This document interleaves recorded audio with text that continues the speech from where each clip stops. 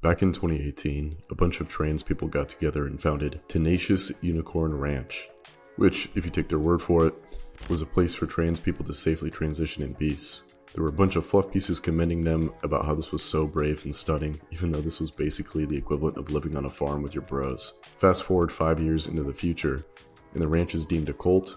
They're stockpiling firearms and ammo. What are you doing? Just hanging around. They're threatening the local community with an all-out war, actively assaulting people, mistreating their workers, letting their livestock die off in mass, and neglecting / abusing the animals that they have left.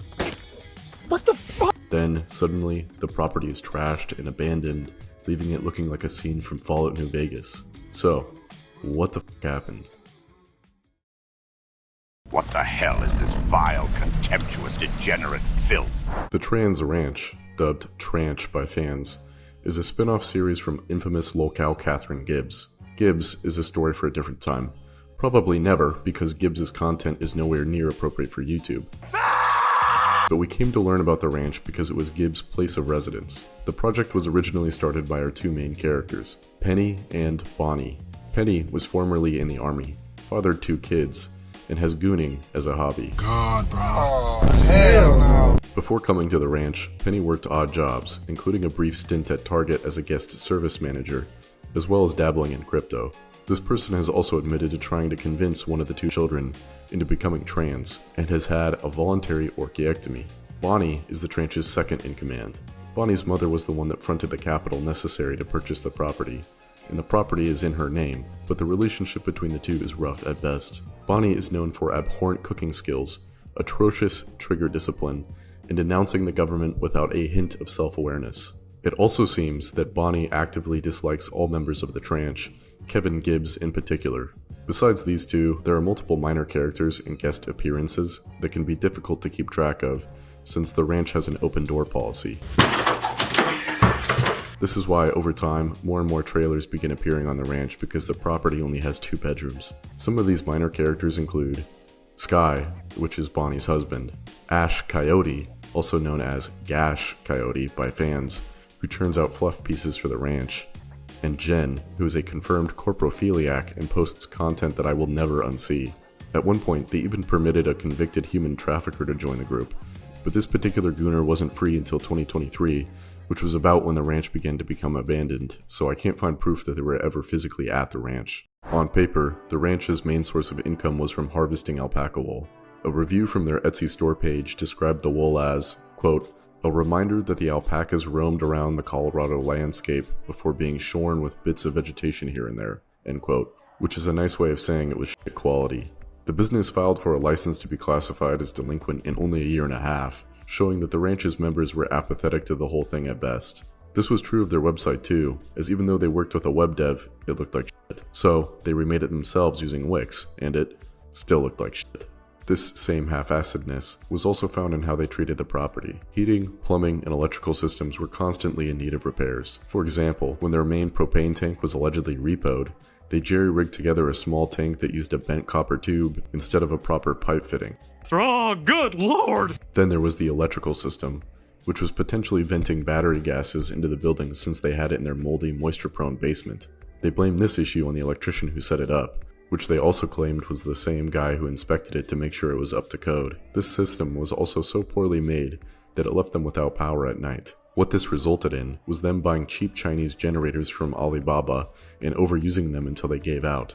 In the background of their social media updates, one could begin seeing broken generators pile up with the rest of the ranch's garbage in giant trash piles. Plumbing was no better, as they had bursting pipes and for some reason made an outside shower out of trash.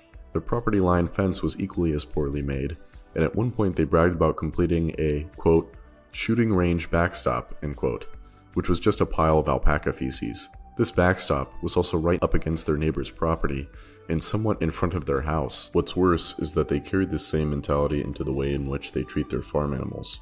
Astute Kiwi farmers began noticing odd things in their Twitter and Patreon posts, such as how malnourished the alpacas looked. The way in which they feed them was also of note, because all they did was dump hay on the f***ing ground. Usually, farmers use hay feeders that look much more like this, and keep in mind that the ranch is so poorly maintained that there are huge patches of alpaca feces everywhere. In just about every outside image of the property, you'll see animal dung in the background, so dumping animal feed on the ground is profoundly stupid. The property itself is so devegetated by hungry alpacas that the difference between their land and their neighbors is visible from space. Images of the ranch's horses when they first arrived compared to months later make one wonder if their other animals might be under similar conditions. Even worse is the animals' shelter, if you could call it that. Tweet after tweet showed snow-covered alpacas huddling together in open fields during winter storms. One rancher admitted that their chicken eggs were freezing solid, and from what was gathered, they just kept all their animals in a small, unheated barn. There did exist another barn, but since it was literally made out of tarps, it was essentially useless. They said we'd never find it, but I built it and we found the treasure. Eventually, tranchers began saying the quiet part out loud by admitting some of their alpacas were indeed freezing to death, but any sort of criticism was disregarded and blamed on Kiwifarms, supposedly concern trolling. They also didn't stop the alpacas from breeding like rabbits, which meant the alpaca population was quickly getting out of hand. Occasionally, they would bring the crias inside, but somehow killed those off too. Kiwifarms began counting animals in every update post. Some began analyzing satellite images of the ranch to identify potential mass grave mounds, and found what appeared to be heaps appearing for brief periods of time. Of course, the ranch's various construction projects could account for these presumed dirt piles, but it was nonetheless eyebrow-raising. A number of tweets from ranch members began to slowly confirm these suspicions, and the farmers turned to speculating where the bodies might be buried. Some theories that began circulating argued that the tarp barn might have been the alpaca-wit's burial pit, but this was unfortunately never confirmed. Images of scavenger birds perched above the ruins of this tarp barn certainly gave observers of the ranch pause, however. So if the ranch is falling apart, the business is in shambles, and the animals are being neglected and arguably abused, how exactly are they making ends meet? Through GoFundMes. After their first GoFundMe raised thousands in cash, they quickly realized that the real money lay in e-bigging on the internet rather than backbreaking work on the ranch. They began making serialized GoFundMe campaigns, making it sound as though the ranch was constantly on the verge of collapse if they didn't receive funds. And honestly, it worked. They had accrued a following from all the positive media attention on them, which they could milk for cash by making it seem like all their problems could be solved with more money. Of course, none of that money went towards fixing real issues at the ranch, but it was directed at buying expensive firearms and tactical gear. Well, that and useless consumer crap. But this Tarkov LARP gear served an important purpose. Ranch members began to play up their conflict with the local community and hint that one day they might need to defend the ranch by force. This proved wildly successful in drumming up support from their followers on Twitter and elsewhere, but this led to even grander claims about this apparent local militia. Here's a list of the claims that include but are not limited to: flying drones over the ranch to spy on and threaten them, deflating their tires slowly overnight. Whoa! I think I broke it! Secretly killing their alpacas. Secretly poisoning their dogs. Driving past their ranch during the daytime to intimidate them. Kidnapping a trans person and holding them hostage, whom they allegedly had to rescue. Someone sending a death threat letter to a reporter that once wrote a positive article about the ranch, and a guy named Earl and another man sneaking onto their ranch at 2 a.m. before being scared off by gunfire. These stories were so ridiculous that even people within their community of supporters were dubious. What would drive the tranchers to post about this on Twitter instead of, calling the police? And even though the ranch members might act tough on Twitter, the reality of the situation is much more comical. Kira Mosby is in disbelief over what happened in Old Town Wednesday night. The guy just approached me and said something vulgar like, "Oh, look, that's a man dressed as a woman," or something like that. And as I turned around to confront him, he just punched me right in the face. Now, obviously this is all bullshit, but what's interesting is that Temperance14 on Kiwifarms detailed how this narrative came to be. Keep in mind that they had a GoFundMe active this whole time. On March 3rd, 2021, Penny, Bonnie, and Josie started acting antsy on Twitter because of rumors that the local fascists were up to no good. Late night on March 4th, Josie says reporters for 9 News who did a story on the tranch were sent a death threat letter. Early morning of March 5th, Penny mentions patrolling the ranch because of death threats. Catherine Gibbs shills their GoFundMe.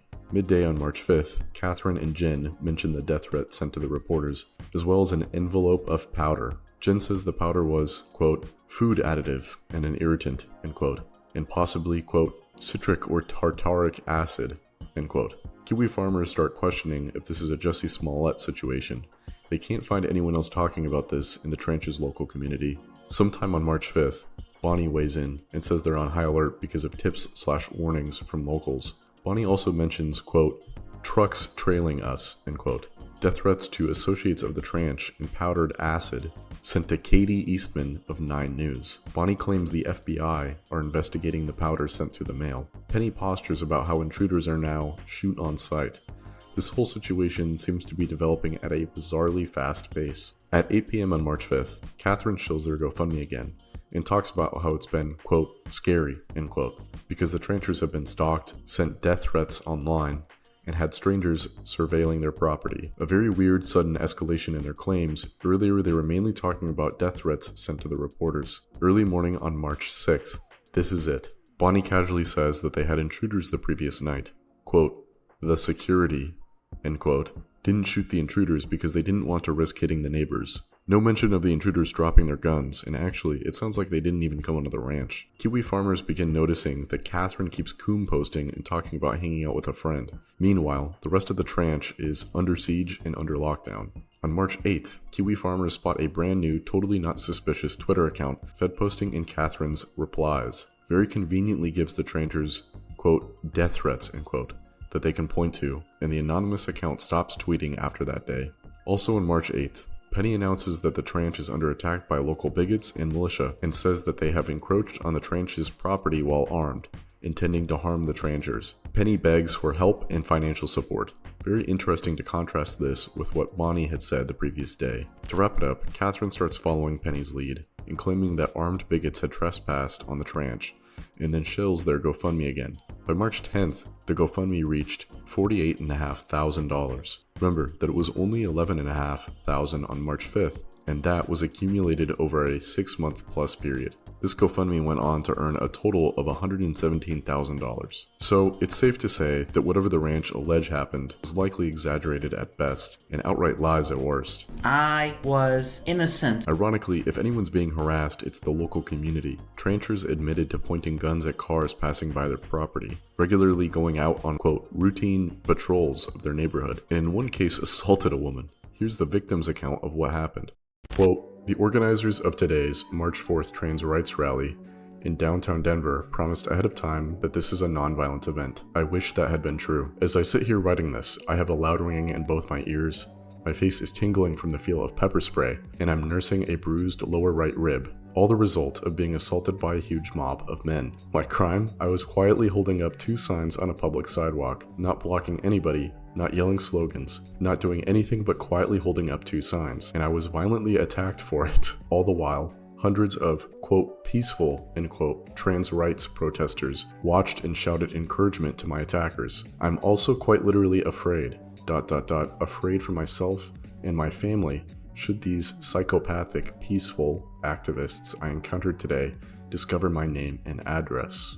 The Tranch have been continuing to grift, abuse animals, and beat the fuck out of locals for a few years at this point. However, this would all change with the introduction of a single femoid to the ranch named Kindness. Kindness could be best described as neurodivergent.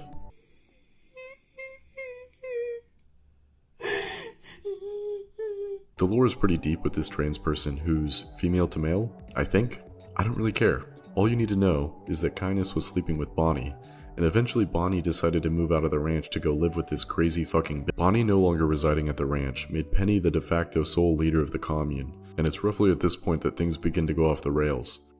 Workers on the farm and former temporary residents began opening up about their experiences at the ranch on Twitter, describing how they were mistreated and how filthy the living conditions are. Slowly but surely, Bonnie begins to turn on Penny and the ranch as a whole over Twitter, revealing much of what had been suspected by astute anons on Kiwi Farms. A full detailed summary of the GoFundMe scams is revealed by Bonnie, and Bonnie claims that Penny might be possessing illegal firearms/firearm modifications, even going as far as to threaten to tip off the ATF about Penny. Penny then goes full delete fucking everything, which lends credibility to these accusations. An anonymous call to the police results in law enforcement visiting the ranch to investigate claims of animal abuse, which the ranch naturally complained about and claimed incorrectly that this was a swatting attempt. Some ranch members began calling Bonnie a snitch, which is ironic considering that there's a confirmed fed at the ranch now. With the ranch losing credibility, the GoFundMe money began to dry up, Bills began going unpaid, and the threat of law enforcement started to mount as Penny realized that staying at the ranch was no longer an option.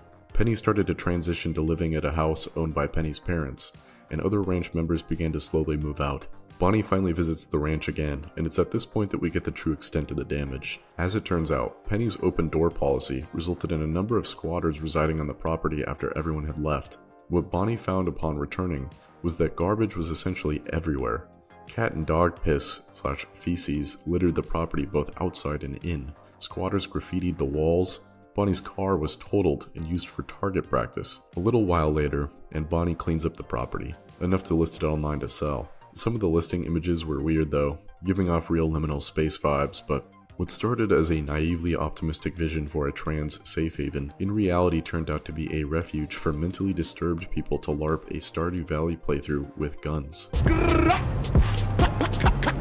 Seriously, go look through these mini docs on the ranch, and how they misconstrued what the ranch really was. Look at the endless grifts, the harassment of locals, the alpaca mass graves, and tell me that this was somehow a good thing like we're led to believe by Vice and others. Anyways, there was plenty of stuff that didn't make the cut for the video, which you can learn more about in the Kiwifarms thread that I've linked in the description. I highly recommend you check it out, especially if you want to read up on the deep lore of some of these ranch members. Anyways, if you caught this video right after upload, I'll be live streaming, so drop by and say hi, or call me the N-word. Either or. See ya.